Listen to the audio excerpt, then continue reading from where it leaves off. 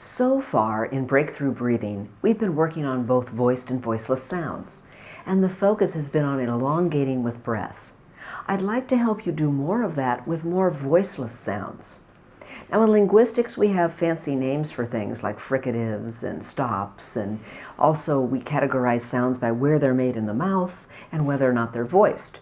What we're going to work with is voicing, that is, whether or not you have a buzz on your vocal folds. But we're also going to work with these airflow sounds. What's more important to know about these sounds, other than the linguistic terms, is which ones have more breath.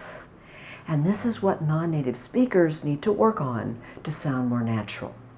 So let's begin by intensifying our articulation, and we'll do that with breath from the diaphragm, monitoring with your hand like this. I'm saying the American S sound. Now the key with the S sound is that you want to make sure you don't have a vowel in front of it. You'll hear some speakers say like a schwa sound, as in strengths or strong. Americans start that S sound with lots of breath like this. So there's no sound in front of it. This is common for Persian speakers and Spanish speakers and many others. You'll want to record yourself so you can hear if you're adding a sound, like a vowel sound, before the S. For many Chinese speakers, the S is made with the teeth touching. And for Americans, we want our teeth not to touch. So the idea is to have about this much space between your teeth, and you can monitor with a mirror. Even a little bit less space, perhaps, but the goal is to feel breath. Let's try a few words and see if we can elongate with breath, as in simple. It's the simple truth. Now for Vietnamese speakers, make sure you get an S on it's as well as on simple. Many Vietnamese speakers drop that S on it's, and it sounds like it the simple truth. So make sure you hear an S after it. It's the simple truth. And truth has a long, airy TH sound. Truth. Yes, the tongue is at the teeth. It's also not dropping. And by dropping, what I'm referring to is the tongue dipping. And you can see this in the mirror. For many non-native speakers, the tongue will drop, and you don't really get this sound. So make sure you hear the sound with lots of friction, the tongue touching the teeth and moving the entire time in and out. Truth. It's the simple truth. Now fill up with breath from the diaphragm and exhale and focus on doing it calmly and effortlessly. This shouldn't be a forcing action. It shouldn't have to do with you trying to get the breath to come out. Instead, it should be a natural exhalation. Simple. It's the simple truth. Now notice how long the sounds are becoming, and you can also monitor with your band. This is where you work on length. Simple. It's the simple truth. Notice how the breath supports you in elongating the sounds. Let's add to that. Something simple. Now we have two S's and a TH. Something simple. The idea here is that the breath should be continuous throughout. Something simple. As opposed to controlled breath. Something simple. Something simple is where I'm inhaling rather than exhaling. It also sounds broken, shortened, staccato. Instead, we want lots of breath. Something simple. The truth is simple. Notice how long the breath sounds are. The truth is simple. It's something simple. There's nothing more simple than telling the truth. Now, if you're finding that L in telling is challenging, we'll be working with mouth movement, especially for Chinese speakers, in the next video. The idea is to elongate the L sound, telling the truth, not with breath. Truth has breath. Telling is simply an elongation with the tongue at the teeth. You're exhaling a small amount, but breath is not coming out strongly as it is with s and also with th. Now, in addition to the S sound, many non-native speakers are challenged by the sh sound. The sh sound is the sound you use when telling someone to be quiet, like this. Shh. It's long and breathy. It's not sh.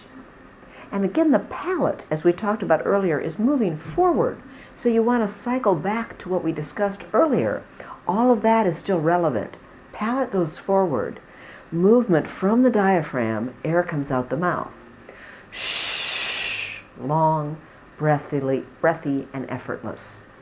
So starting now with more sh sound. Diminish. See how long you can make that sound. Diminish. Extinguish. Extinguish. Notice in extinguish there's an S and a sh. Extinguish. There's a K and an S sound. At this point, if you're feeling a bit dizzy at all, stop and try again. Take a few moments to collect your breath and ensure that you're not going to hyperventilate. Then you can drink some water, rest, and try again. We'll start again with extinguish, but make sure you're not feeling dizzy. Extinguish. It's diminishable and extinguishable. Now this is more challenging in the middle of a word, so elongate using your band. It's distinguishable and diminishable. And reverse those words. It's diminishable and extinguishable. If you find yourself saying extinguishable and diminishable, then you need to work on the breath in the middle of the word. Pause and exhale. Diminishable. Extinguishable. It's diminishable and extinguishable.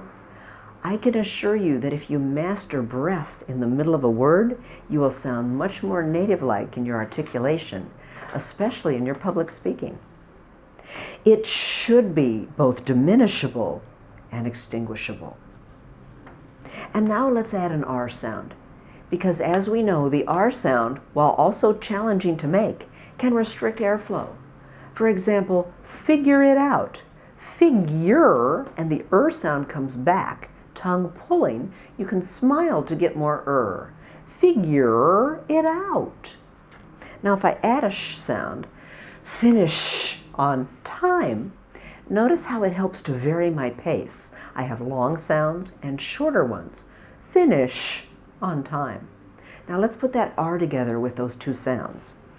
After a while, you'll figure out and finish on time. Let's try that again. After a while, you'll figure it out and finish on time. Notice when I do that I'm pausing and I'm still elongating the sh sound with breath. The other sounds are shorter and faster, but the sh remains long. The tendency for non-native speakers is to shorten the sh and say something like, after a while, you'll figure it out and finish on time. But native speakers can elongate that airflow sound shh, even in the presence of shorter, quicker, more staccato sounds. It's the variance in pace that sounds good to the ear and makes you a more noticeable, a more profound, and a more distinguished speaker. So let's exhale with breath and try that one more time. After a while, you'll figure it out and finish on time. Make sure you're recording so you can hear the length on the sounds. Reach the finish line. Lots of breath. Reach the finish line. Let's try that with the band. Reach the finish line. Reach the finish line just in time. Continue practicing with voiceless sounds. Add those airflow sounds like s and sh, and then use shorter sounds in between to vary your pace. Continue breathing, and in our next video, we'll also add mouth movement.